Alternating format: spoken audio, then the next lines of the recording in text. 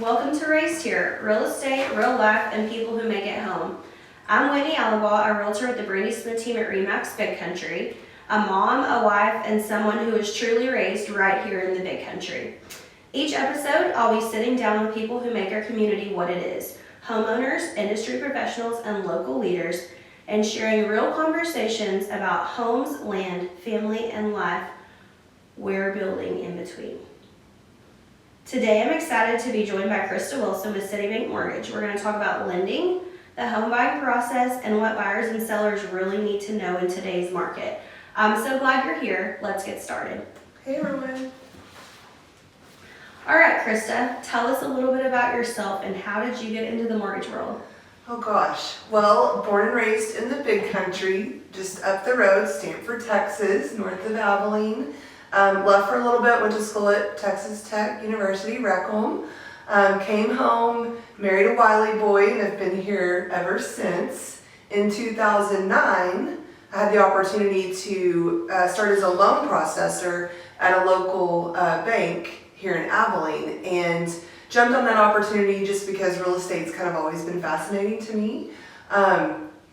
Jumped into that and quickly found out that it's a super fast-paced industry, which again was exciting. The loan officer that I worked for trained me as best she could in a quick 6 months before she retired, and so I kind of learned by fire, by trial, which was awesome. Taught me a lot about the industry, and then I've been doing it ever since. I've got 2 kids.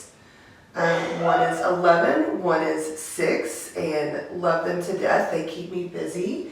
My husband keeps me busy with all of our extracurricular outside activities and hunting and hanging out. So if I'm not doing real estate, I'm usually hanging with the family. Okay. What do you love most about what you do? Oh, that's a good one. So I love helping people make their dream a reality. So just the fact that they envision themselves in this new home, or if they're downsizing, maybe they're moving to be closer to their kiddos, just making that dream come true and helping them get there comfortably and understanding the process. So I guess education's a big part of this job, and so I really enjoy just teaching and helping people understand the process and what's possible. I think that's one of my most favorite things about you as a lender is I never feel like when I make that phone call to make the introduction to a client, of course, we give them several different options, but I always like to make those introductions to those options that I give them, and I never feel like once I turn them over to you, if they say, hey, Krista's our girl, I never feel like I'm going to have to worry about you taking care of them. Well, thank you. I absolutely appreciate you in that aspect. Okay, what does home mean to you personally? And I know you probably have a different spin on this because your husband's also a home builder. He is. So he's been building for as long as I've been lending. Home it's not just the 4 walls to us, it's the feeling, it's the safety, it's the community, it's the friends down the street. So it's not necessarily the 4 walls that you're in, but more of the feeling of this is where I belong at the end of the day. This is where I want to be. I absolutely get that. Okay, what is something that most people don't know about you outside of work? Okay, so I was bit by a rattlesnake when I was 7 years old at the Texas Cowboy Reunion in Stanford, Texas. I'm kind of famous. I got a little spiel in the newspaper, the Stanford American that year, and then my granddad actually called over the rodeo MC, and I got to talk to the entire rodeo about my experience. So you can imagine at 7 years old what information I gave them, but everything is okay.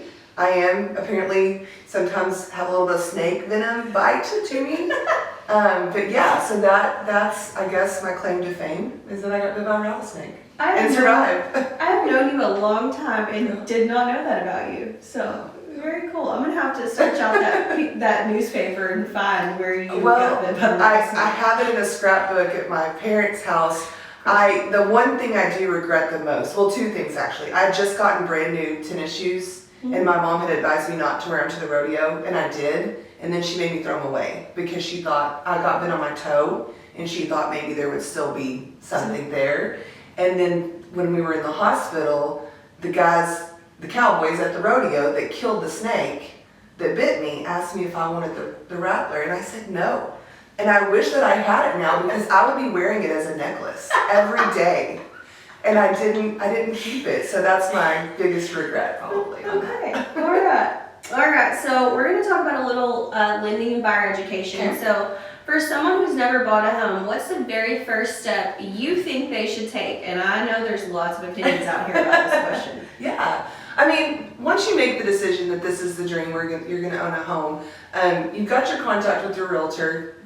Before you go look at anything, get pre-qualified, just because you want to make sure that the time that you're spending with your agent, with your family that's looking at these houses, that everything's going to work out.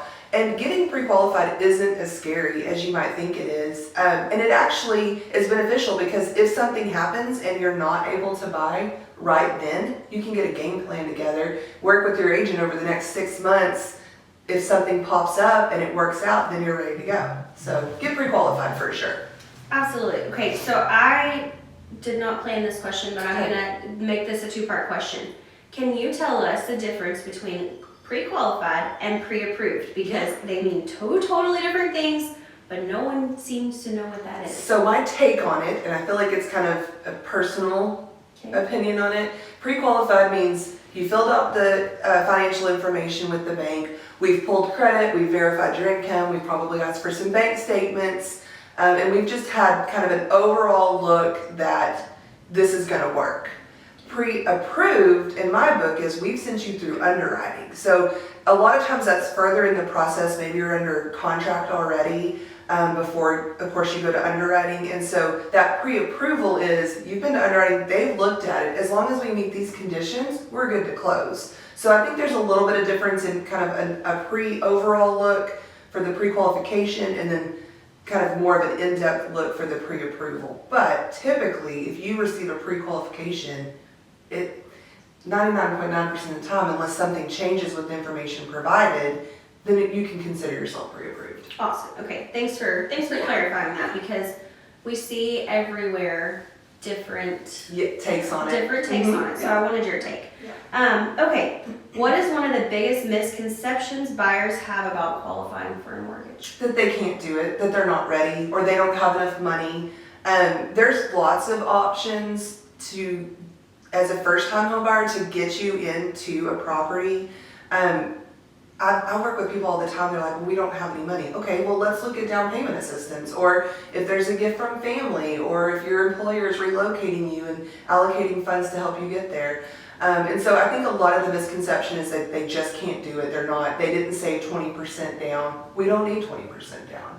Right. It's really just getting that initial look at their financials and making sure the credit's there, the employment's there, and taking those next steps. Awesome. Okay. Yes. Thanks for telling us that. So you guys offer, you do FHA loans, VA loans, conventional loans. Is there anything else outside the box of those? Yeah. So what we call the secondary market is like your Fannie Mae, Freddie Mac, FHA. We offer conventional, FHA, VA, USDA. As far as an in-house kind of banking financial loan, we can do bridge loans, which would be like if you have a house and you're trying to buy a new one and you want to use the equity you have for down payment. We offer construction loans, land loans, just kind of an overall, if you need a different, more niche product, we probably have it at the bank. Awesome. There you go. Okay. How early should someone talk to a lender before they plan to buy? At any point, talk to the lender. I mean, because that's, once you've decided to make this move and you've already made your contact with your agent and you're interested in some properties, if you aren't ready to move on something quickly, especially in our market, as you know, but there's no too early. So for instance, if we do a pre-qualification, it's typically good for 120 days, right? And that's basically just because the credit report's good that long. It's not hard to update something if it takes longer than 120 days. But if there's credit concerns, or maybe you need to know how much you do need to save up for a down payment, have those conversations now so that you're ready to hit the ground running when that house gets listed that you want. Awesome. What is one mistake that you see the most buyers make that can derail their financing? So the most common would be, and a lot of people don't realize that we do this, but within 10 days of your closing, we're going to do another soft pull credit. It's not a traditional 3-merge hard pull, but it is going to tell us if balances have increased, if you've opened up a new card. So if you are buying that new house and you go to Lowe's and you finance the refrigerator, if you're close to the threshold and debt to income is tight, I've seen it kill deals. Mm-hmm. And so we just try to advise people, keep your financials as close to what you turn them in when you pre-qualified as possible. We understand living happens. You have to take your dog to the vet that you didn't expect, things like that. So there's workability, but don't go out and buy a new car. Don't quit your job without talking to your lender and your agent first. Doesn't mean you can't quit your job, but just have those conversations first because they can derail your financing. Okay, I like that. In today's market, what should buyers realistically be prepared for when it comes to their rates, payments, and expectations? So we're coming out of a really tough rate market. People don't love it when I say this, but 5% is a great rate for real estate, and we're on that threshold. We're on the verge of getting to that really comfortable rate, and so right now you can expect rates to be in the 6s, probably steadily continuing to decline. This market in the big country in general, I feel like is kind of fast paced. So, if you are looking at a property and you're just thinking, oh, I'll wait a little bit longer for rates to drop, I would advise don't. Go ahead and get the house. You can always refinance or something like that. But if you wait, potentially you may lose property or something else comes on the market that's out of your price range because the values have continued to go up. So that's the one good thing about the big country is our values are solid. We definitely, those increase and, is a plus for you because you're building equity at the same time. But don't wait for rates to drop. They're going to get there, but when they do, then the price is going to be higher on the house. Absolutely, I agree with that. Okay, so this is something that us as local realtors really feel is important. Not that we have anything bad to say about any lenders that are not local, because all lenders, have a great place. But as an agent, we do really appreciate our local lenders. So how do you feel like when your clients have a local lender that impacts their real estate transaction? So local is always better. I mean, it's invest in your community, right? Like they tell you, like your kids playing on the t-ball team, go to the person that's there to support them. A lot of that too is just the availability of that local lender. You can call me and I can meet you person, face to face, in person, and address any concerns you have.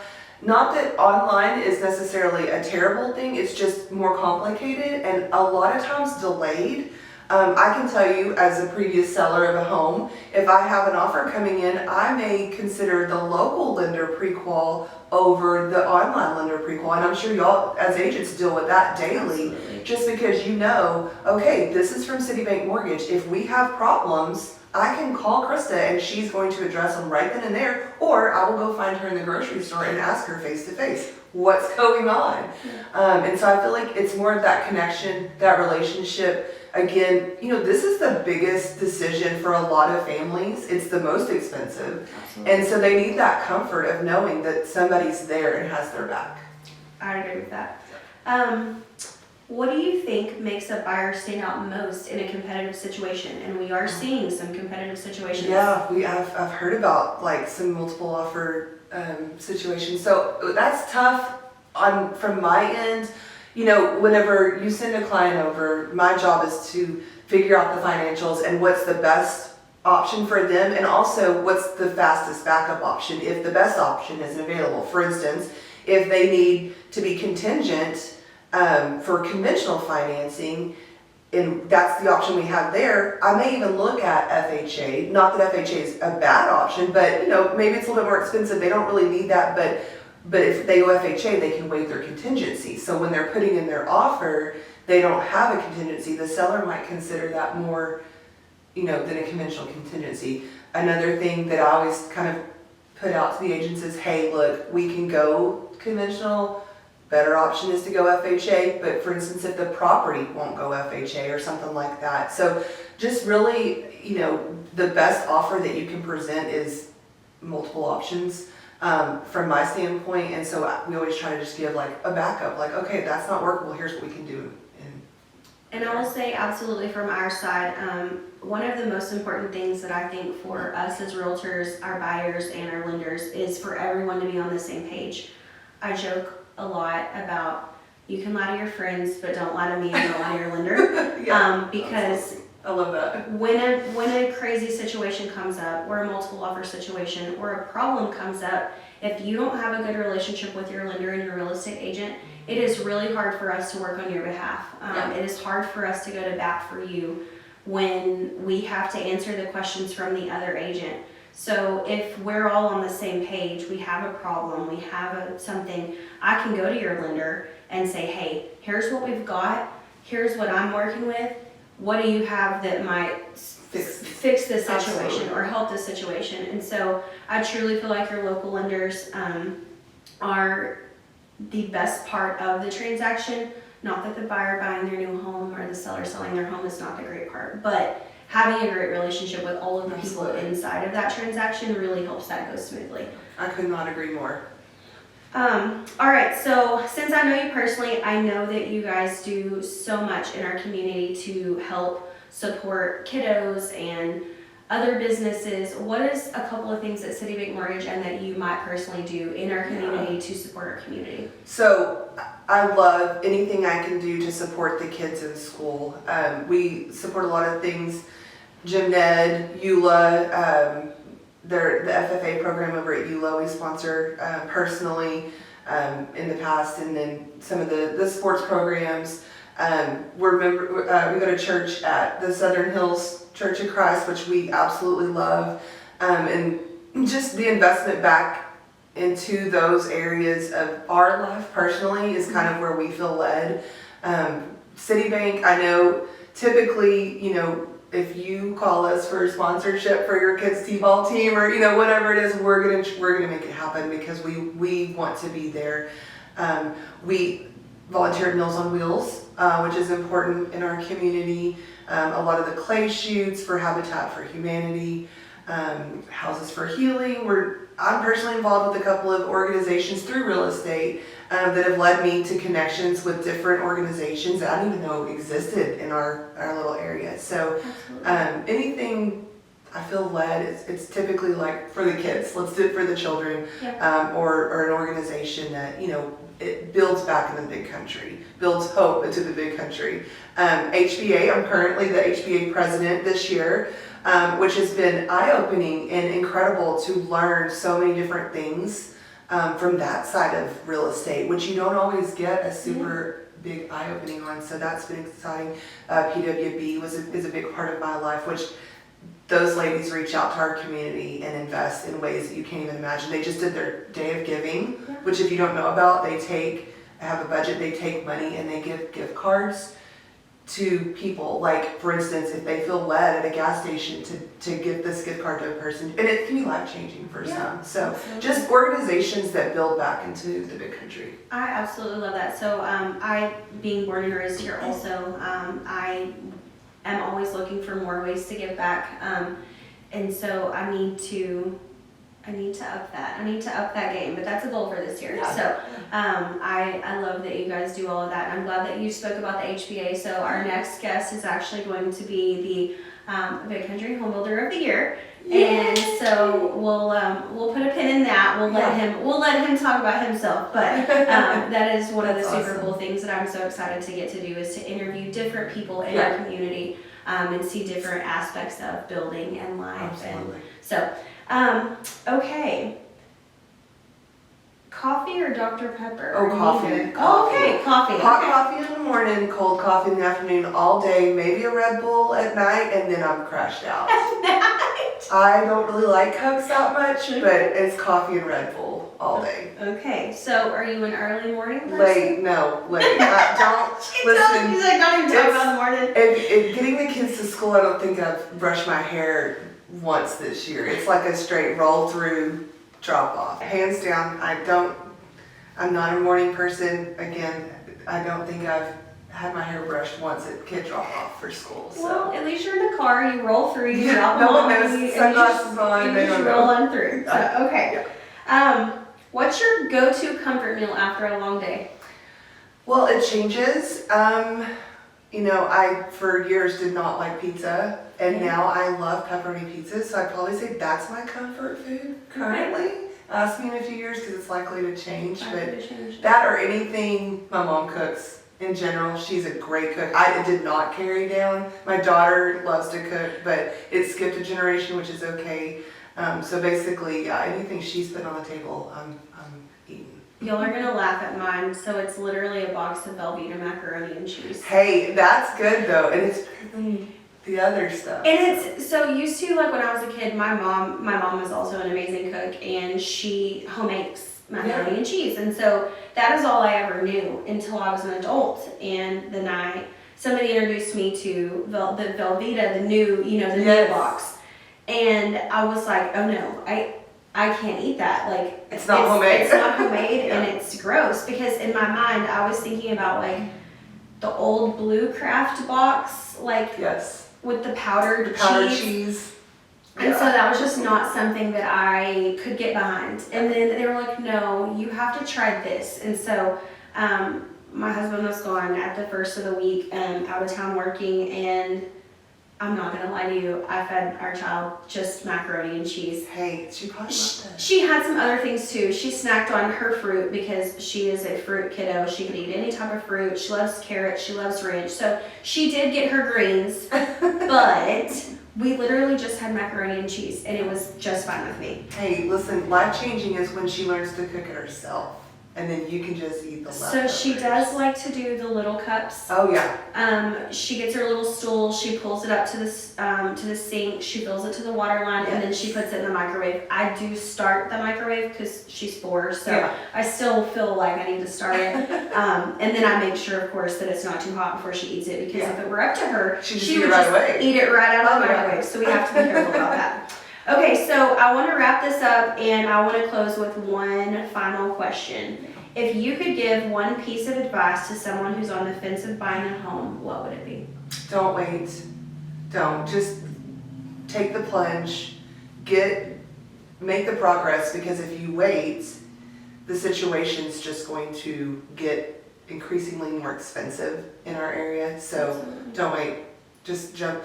It's not that scary, and you've got a team of people that can help you through the process. So absolutely. Krista, thank you so much for joining us today. Thanks for being our first on Raised Here, and we look forward to working with you this year. I appreciate that. Love you guys. Thank you all. Thank you.